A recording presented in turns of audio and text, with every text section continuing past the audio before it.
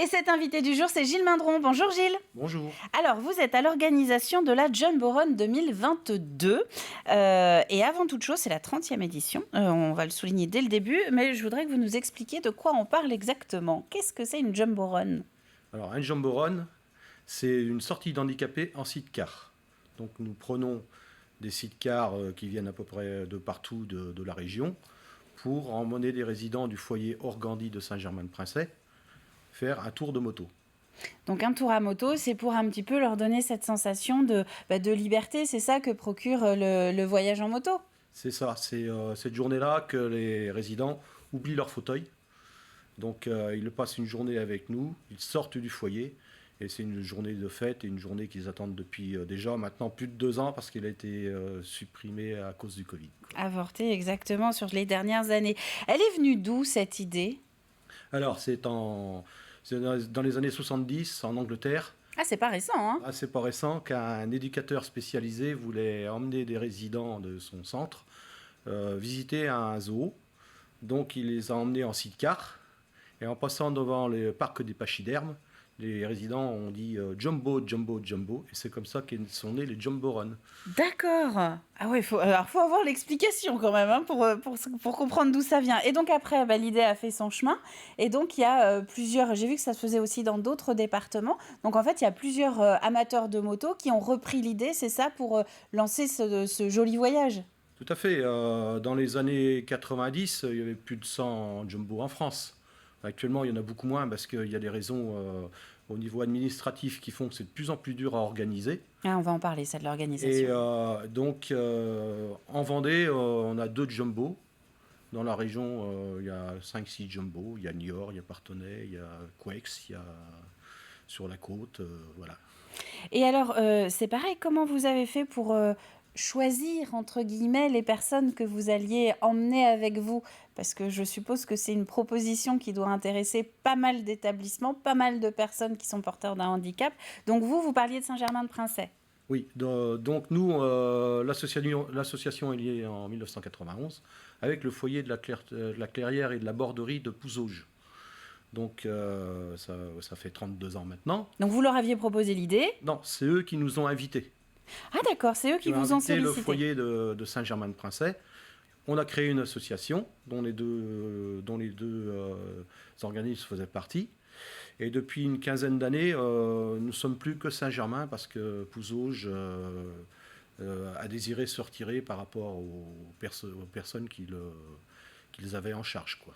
Alors revenons sur cette édition 2022. Vous travaillez dessus depuis plusieurs mois, j'ai cru comprendre. C'est une très lourde organisation parce qu'en fait, il faut prévoir pas mal de choses. Prévenir les communes traversées, voir avec la préfecture, c'est ça? Quel chemin emprunter?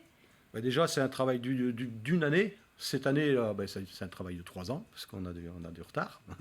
Et donc, oui, au départ, on contacte la commune qui va nous recevoir.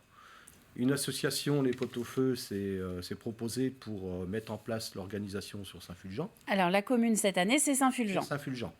On traverse une vingtaine de communes. Donc, tous les CME sont invités à faire du bruit lors de notre passage. Les conseils municipaux des enfants, voilà, c'est ça. Voilà.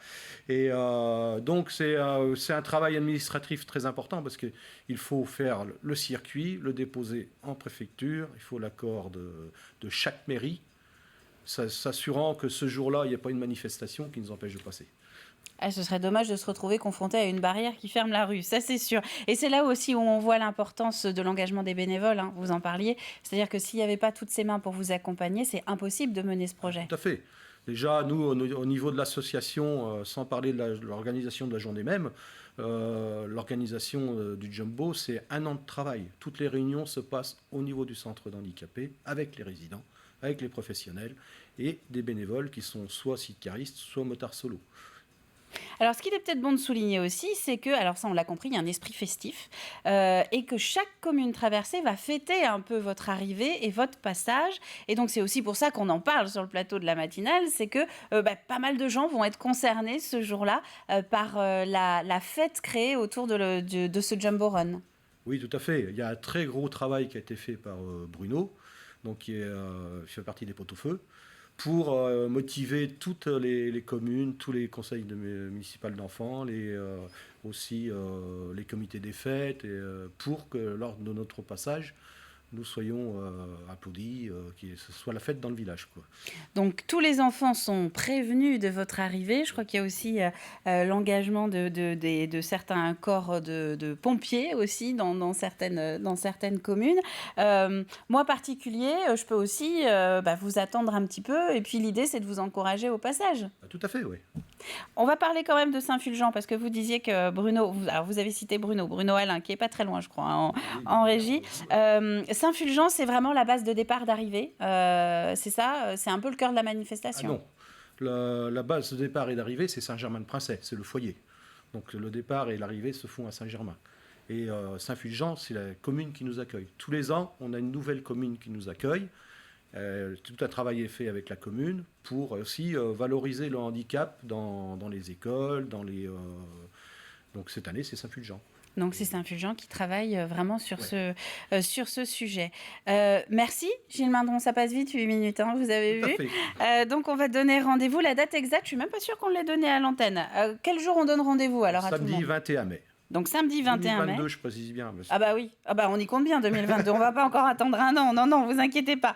Jumbo Run, vous l'avez compris, 2022, ce sera le 21 mai et c'est donc cette mobilisation quand même des motards et des sidecars qui vont permettre à des personnes porteurs de handicap, comme on dit, de Saint-Germain-de-Prinçay, de faire un tour sur nos belles routes vendéennes. On ne peut que vous souhaiter du beau temps. Merci Gilles d'être venu sur le plateau de la matinale.